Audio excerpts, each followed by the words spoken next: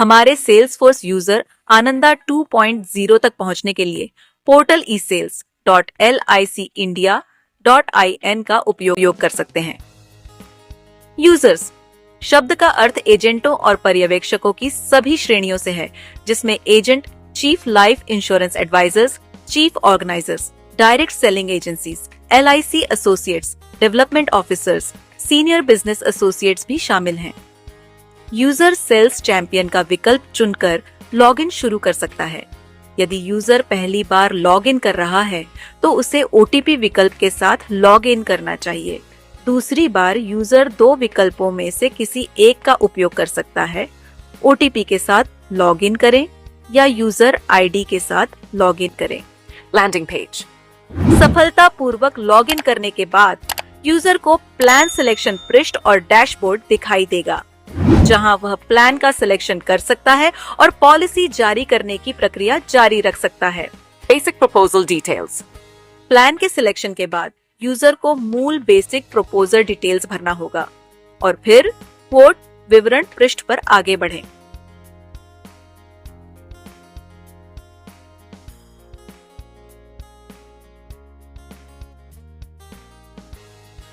Quote details.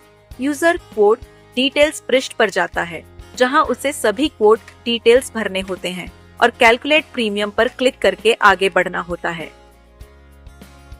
Premium की calculation पर click करने पर प्रीमियम ब्रेकअप दिखाया जाएगा, जिसमें प्रीमियम का तरीका मासिक, त्रैमासिक, अर्धवार्षिक और वार्षिक में बदलने का विकल्प होगा।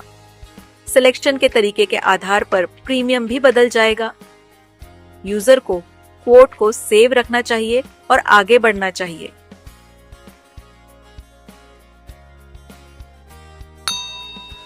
यहाँ उपयोगकर्ता बेनिफिट इलस्ट्रेशन डाउनलोड कर सकता है।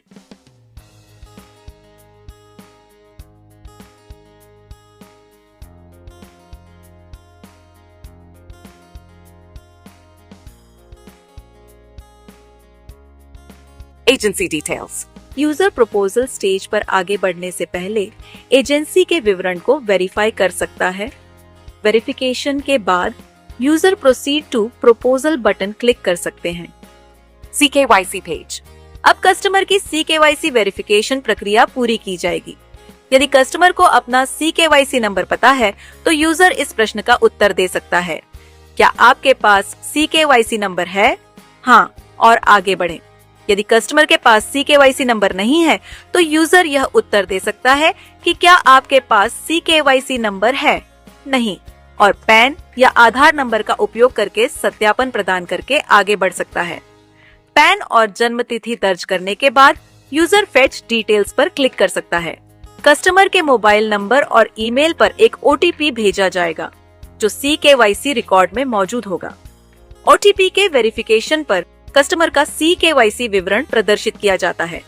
यदि कस्टमर CKYC विवरण से संतुष्ट है तो वे यस पर क्लिक करके आगे बढ़ सकते हैं। यदि कस्टमर CKYC विवरण से संतुष्ट नहीं है तो वे नहीं पर क्लिक करके CKYC को छोड़ सकते हैं और आधार आधारित eKYC के साथ आगे बढ़ सकते हैं। CKYC विवरण प्रस्ताव रिकॉर्ड में स्वतः भर दिए जाएंगे।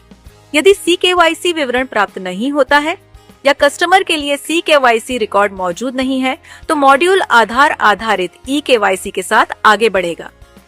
12 वर्ष तक की एज वाले माइनर्स के लिए CKYC या eKYC वैकल्पिक है और यूजर अगले चरण के लिए आगे बढ़ें पर क्लिक कर सकता है। यदि माइनर के पास आधार या CKYC नहीं है तो KYC के लिए निम्नलिखित दस्तावेज अपलोड करने होंगे। माइनर की हाल की तस्वीर। यदि माइनर की एज 5 वर्ष से कम है तो नगरपालिका का जन्म प्रमाण पत्र। यदि माइनर की एज 5 वर्ष या उससे अधिक है तो जन्म तिथि सहित स्कूल प्रमाण पत्र। डॉक्यूमेंट्स को डॉक्यूमेंट्स अपलोड अनुभाग में अपलोड करना होगा। Proposal filling page. उपयोगकर्ता प्रस्ताव प्रपत्र में विवरण दर्ज करना शुरू कर सकता है। लाल सितारा या तारांकन चिन्ह से चिन्हित सभी अनिवार्य फील्ड या प्रश्नों को भरना अनिवार्य है। यदि उपयोगकर्ता किसी भी अनिवार्य फील्ड को भरना भूल जाता है तो मॉड्यूल आगे बढ़ने की अनुमति नहीं देगा। यदि बीमित व्यक्ति और प्रस्तावक अलग अलग व्यक्ति हों तो दोनों के लिए प्रस्ताव विवरण भरना होगा।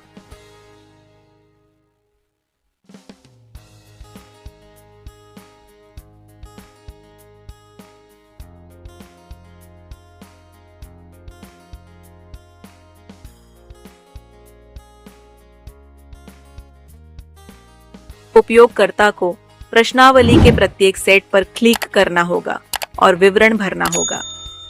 प्रत्येक प्रश्नावली पर एक टिक मार्क दिखाई देगा जो पुष्टि करेगा कि प्रश्नावली भर दी गई है।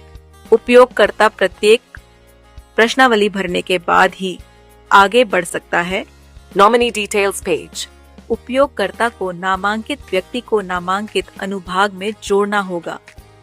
नामांकित व्यक्ति का विवरण जोड़ने के बाद उपयोगकर्ता को प्रस्ताव को सहेजना चाहिए और फिर आगे बढ़ें पर क्लिक करना चाहिए। Document upload page. हाँ पर क्लिक करके दर्शाई गई सूची के अनुसार कस्टमर के लिए आवश्यक दस्तावेज यहाँ अपलोड किए जा सकते हैं। यदि नो पर क्लिक किया जाता है तो कस्टमर को कस्टमर वेरिफिकेशन के समय दस्तावेज अपलोड करने होंगे। Payment mode page. उपयोगकर्ता अब BOC और ऑनलाइन पेमेंट के बीच मोड ऑफ पेमेंट चुन सकता है। यदि BOC चुना जाता है तो उपयोगकर्ता को BOC विवरण दर्ज करना होगा। यदि ऑनलाइन पेमेंट चुना जाता है तो ग्राहक को कस्टमर वेरिफिकेशन चरण के दौरान ऑनलाइन पेमेंट करना होगा। ACR page. पेमेंट मोड का चयन करने के बाद उपयोगकर्ता ACR फॉर्म भरेगा।